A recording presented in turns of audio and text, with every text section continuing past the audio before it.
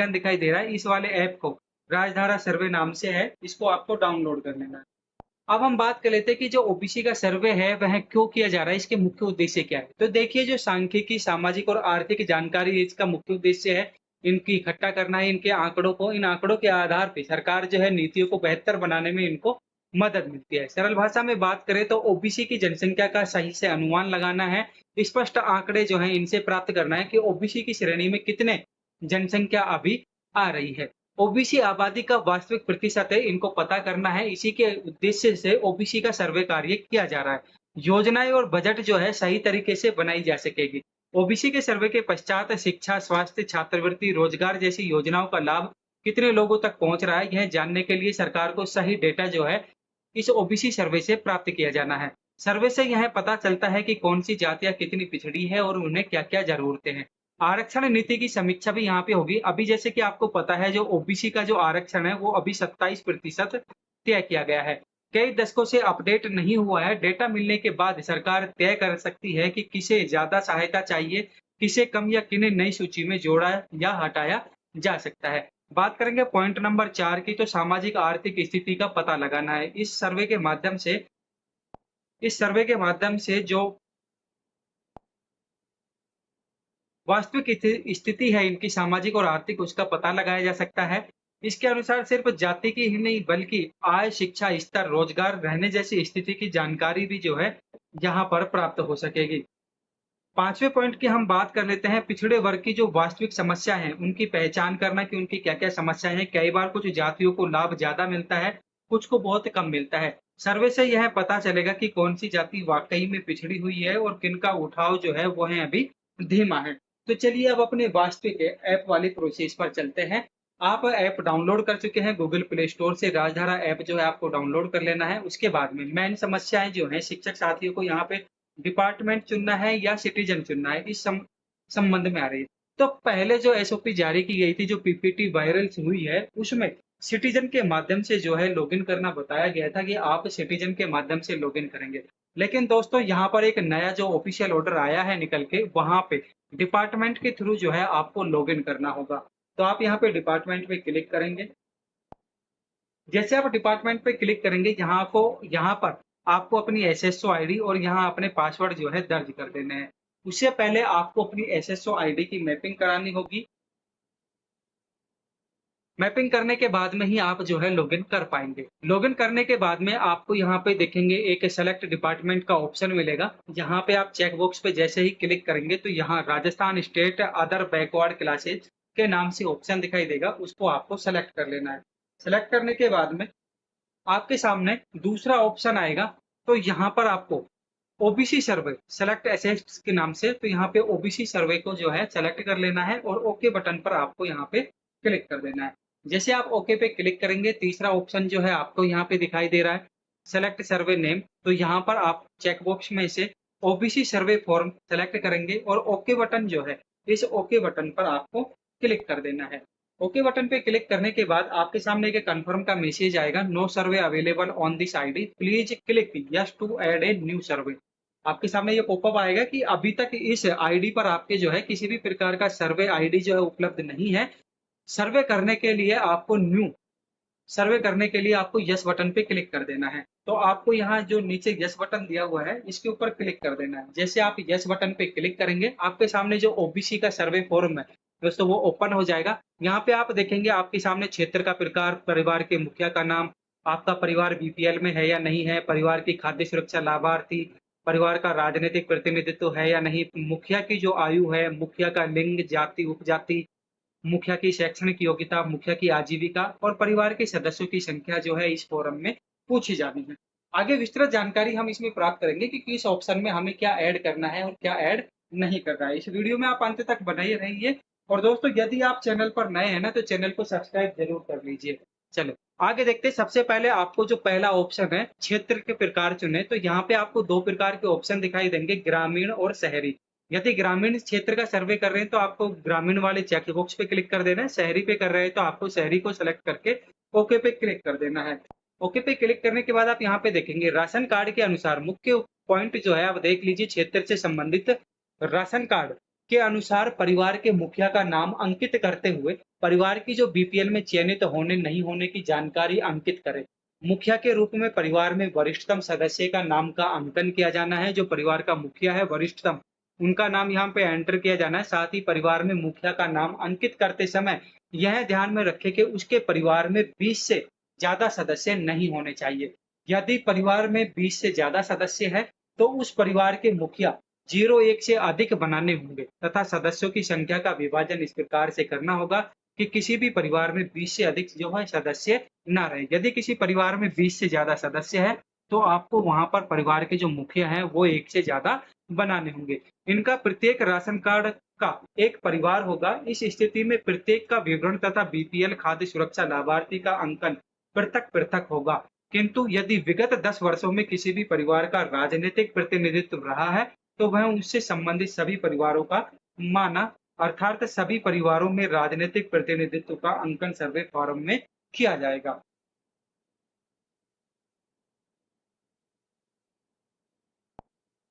आगे चलते हैं।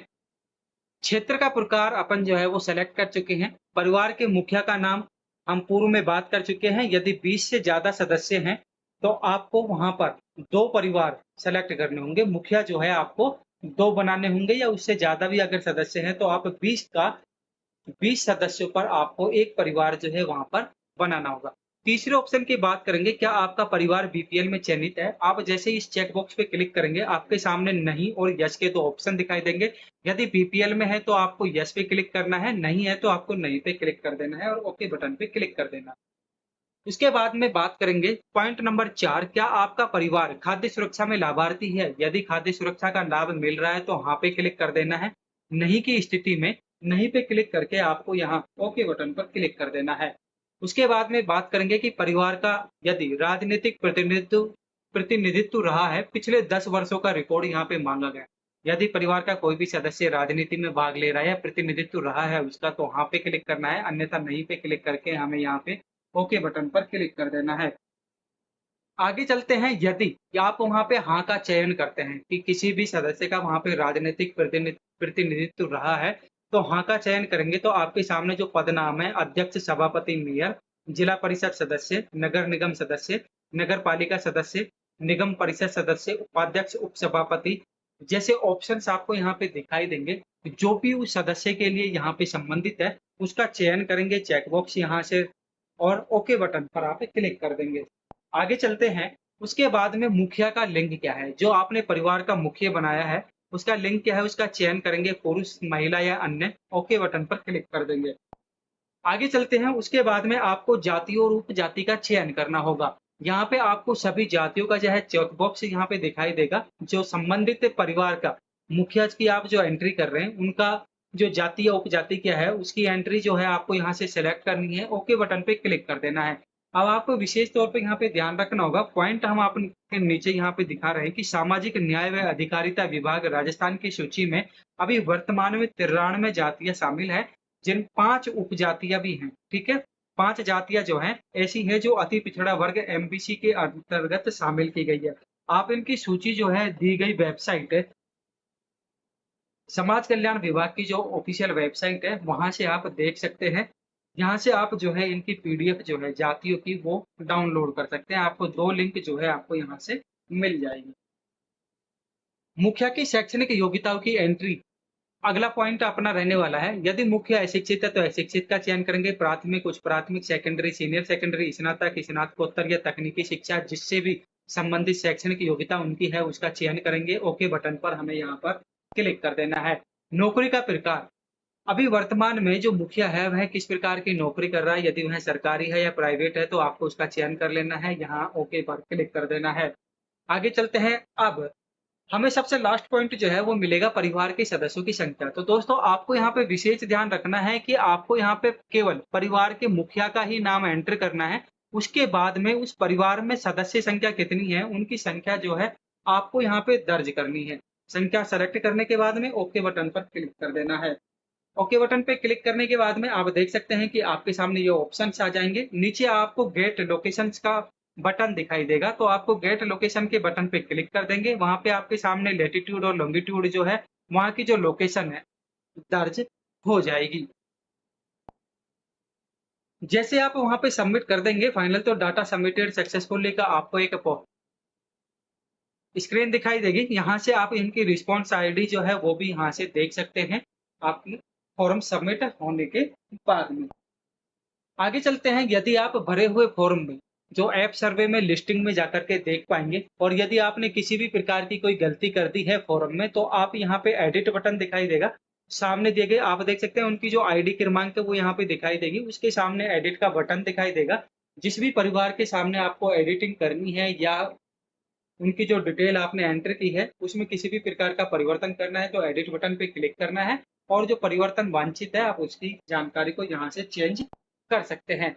इससे पहले आपको क्या करना है, आपकी सहायता के लिए आपको अपने जो बूथ लेवल ऑफिसर है, आपको जो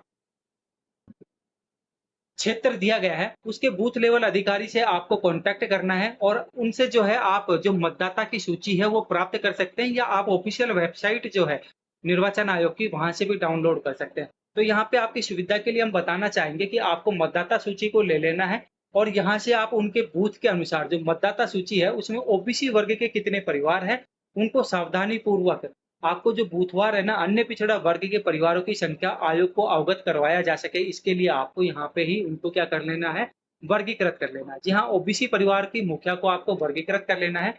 कुछ मतदाता सूची में उनके परिवार से जो संबंधित सदस्य है उनका भी आपको अंकन कर लेना है। जैसे इस मतदाता सूची में क्रम संख्या 1 पर अंकित मतदाता ओबीसी परिवार कुमावत समाज का मुखिया है,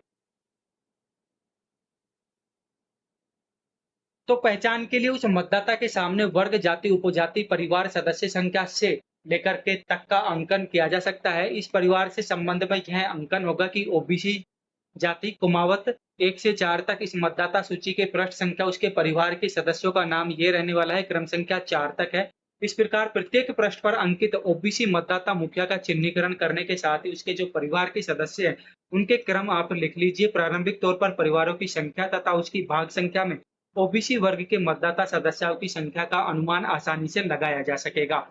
भविष्य में आप यदि कोई सर्वे करेंगे तो उस दौरान आपको परिवारों का भ्रमण जो है वो नहीं करना होगा। इससे सर्वे का कार्य आपके लिए सरल हो जाएगा। लेकिन आपको यहाँ पे ध्यान रखना है कि सर्वे के दौरान परिवारों की संख्या राशन कार्ड के अनुसार ही आपको दर्ज करनी है। आप अपने भाग संख्या से संबंधित मतदाता सूची डाउनलोड करने के लिए जो निर्वाचन आयोग की वेबसाइट है voters.eci.government.in डाउनलोड ई-रोल करके जो है आप यहाँ से ऑफिशियल वेबसाइट से मतदाता सूची जो है वो डाउनलोड कर सकते हैं। इसके लिए जो संपूर्ण प्रोसेस है वो भी आप देख लीजिए। आपको सबसे पहले स्टेट का चयन करना है, उसके बाद में जिले का चयन करना है, आपको विधानसभा क्षेत्र का चयन कर लेना है, उसके बाद में अपनी भाषा का चयन करना है, हिंदी, अंग्रेजी, उसके बाद में रोल टाइप फाइनल रोल का सेलेक्ट करना है। कैप्चा भरने के बाद में अपनी भाग संख्या को दर्ज करना है और वहाँ पे जो आपको गाँव विलेज दिखाई देगी उसको डाउनलोड सेलेक्टेड पीडीएफ पर क्लिक करके अपनी मतदाता सूची को डाउनलोड कर लेना है। अगले चित्र में अपन देख लेते हैं कि प्रोसेस क्या रहने वाली है। आप ऑफिशियल वेबसाइट पे गए निर्वाचन आयोग की, यहाँ पे अपना स्टेट सेलेक्ट कर लेंगे, डिस्ट्रिक्ट का चयन करेंगे, विधानसभा सेलेक्ट कर लेंगे, यहाँ पे अपनी भाषा का चयन करेंगे, रोल टाइप क्या रहने वाला है उसको सेलेक्ट कर लेंगे। इसके बाद में आपको यहाँ पे कैप्चा दिखाई देगा, उस कैप्चे को यहाँ पे ऐड कर लेना है और डाउनलोड सेलेक्टेड पीडीएफ पर क्लिक करना है। जैसे आप डाउनलोड सेलेक्टेड पीडीएफ बटन पे क्लिक करेंगे आपके सामने यहाँ पे देखेंगे कि संबंधित विधानसभा क्षेत्र की जो एरियाज हैं उनकी जो लिस्ट है आपको यहाँ पे दिखाई देगी। आपको जो भी क्लिक करना है चेक बॉक्स पे क्लिक करके आप उनको डाउनलोड कर सकते हैं। दोस्तों, आप वीडियो में अभी तक बने हुए हैं, अर्थात ये वीडियो आपके लिए काफी उपयोगी साबित हो रही है और आप इस वीडियो को अधिक से अधिक अपने साथियों के साथ में शेयर करिए, क्योंकि जितने ज्यादा व्यूज, लाइक और कमेंट हमें प्राप्त होते हैं उससे हमें क्या मोटिवेशन मिलता है और नई नई वीडियो जो है हम आपके लिए लेके आते रहेंगे। अब यहाँ पे आप देख सकते हैं ये ऑफलाइन फॉर्मेट जो है आपको यहाँ उपलब्ध करवाया जा रहा है। हालांकि आपको ये स्क्रीन पे सही दिखाई नहीं दे रहा होगा, लेकिन आप हमारे व्हाट्सएप और टेलीग्राम चैनल पर, जी हाँ दोस्तों, आप हमारे व्हाट्सएप और टेलीग्राम चैनल को फॉलो कर लीजिए। डिस्क्रिप्शन बॉक्स में आपको लिंक मिल जाएगा, तो आपको जो ये ऑफलाइन फॉर्म है हम आपको उपलब्ध करवा देंगे। तो ये जो फॉर्म है यहाँ पर एक एक मुखिया के हिसाब से भरा जाना है। एक मुखिया का नाम दर्ज करना है, उस मुखिया के जो परिवार के सदस्य है उनको दर्ज करना है, अर्थात प्रत्येक परिवार का एक फॉर्म जो है आप अपनी सुविधा के लिए भर सकते हैं। नीचे आप देखेंगे ऑफलाइन सर्वे रिकॉर्ड के लिए आप रजिस्टर में निम्न तालिका बनाते हुए सर्वे कार्य जारी रख सकते हैं। यदि सर्वर चलने में कोई समस्या हो तो डाटा संकलन का कार्य हम निम्न विवरण के अनुसार जारी रख सकते हैं। समय मिलने पर इसे ऑनलाइन कर सकते हैं। यदि आपका ऐप जो है सर्वर का इश्यू जा रहा है, तो आप जो है अपने रजिस्टर में भी इस प्रकार के टेबल्स बना करके इनका जो डेटा है ऑफलाइन दर्ज कर लीजिए अपने रजिस्टर में, और जब ऐप जो है भली-भांति कार्य करने लगे तो उस डेटा को जो है आप ऑनलाइन सबमिट कर दीजिए। दोस्तों, इससे संबंधित हमने पहले एक वार्ता आपके सामने रखी थी कि कुछ यूट्यूबर्स जो हैं वो बता रहे हैं कि हमें वहाँ पे, जैसा कि आप पहली स्क्रीन पे देखेंगे, हम आपको पहली स्क्रीन पे लेके चलते हैं।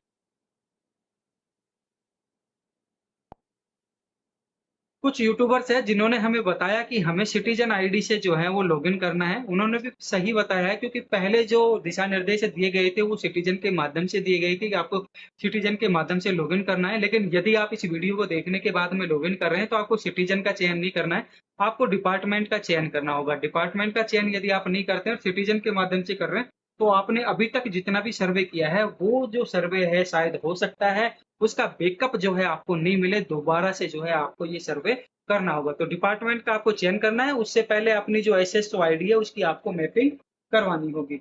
तो एक बार हम चलो उस ऑफिशियल ऑर्डर की भी बात कर लेते हैं, क्योंकि जब हम आपके सामने चीजें लेके आते हैं ना तो पूरी ऑथेंटिक और बिल्कुल फाइनल लेके आते हैं। आप यहाँ पे देखेंगे कि 10 जुलाई 2026 को ये ऑफिशियल ऑर्डर जारी किया गया है। राजस्थान सरकार, राजस्थान राज्य अन्य पिछड़ा वर्ग राजनीतिक प्रतिनिधित्व आयोग जयपुर के द्वारा, ऑर्डर क्रमांक जो आप यहाँ पे देख सकते हैं सभी जिला कलेक्टर के लिए।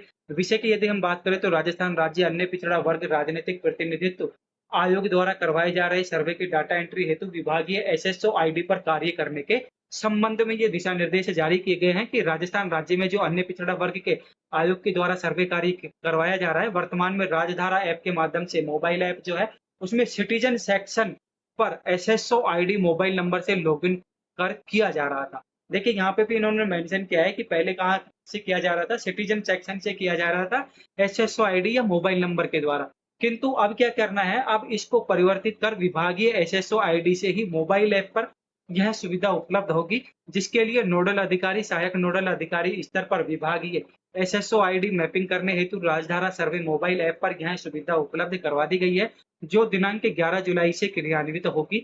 जिन प्रगणकों की विभागीय एसएसओ आईडी उपलब्ध है उनकी आईडी राजधारा मोबाइल सर्वे ऐप पर नोडल अधिकारी, सहायक नोडल अधिकारी स्तर पर मैपिंग किया जाना सुनिश्चित किया जाएगा। जिन प्रगणों की विभागीय एसएसओ आईडी नहीं है उनसे अन्य पिछड़ा वर्ग के परिवारों का ऑफलाइन सर्वे करवाकर उपखंड अधिकारी, नोडल अधिकारी, संदर्भ व्यक्ति, मास्टर ट्रेनर के माध्यम से विभागीय आईडी के माध्यम से राजधारा मोबाइल ऐप से सर्वे कार्य जो है वो डाटा एंट्री करवाई जानी है। तो दोस्तों अभी क्या है, आपको सिटीजन सेक्शन से एंट्री नहीं करनी है, आपको जो है डिपार्टमेंट वाली से ही करनी है और अपनी एसएसओ आईडी को उससे पहले क्या करवाना होगा, जो गवर्नमेंट एसएसओ आईडी है उससे आपको मैपिंग करानी होगी। तो दोस्तों आज की इस वीडियो में इतना ही। चैनल पर नए हैं तो चैनल को सब्सक्राइब कर देना, दोस्तों के पास में शेयर कर देना, लाइक करना और नीचे हाइप का बटन हो रहा है उस पर भी क्लिक कर देना।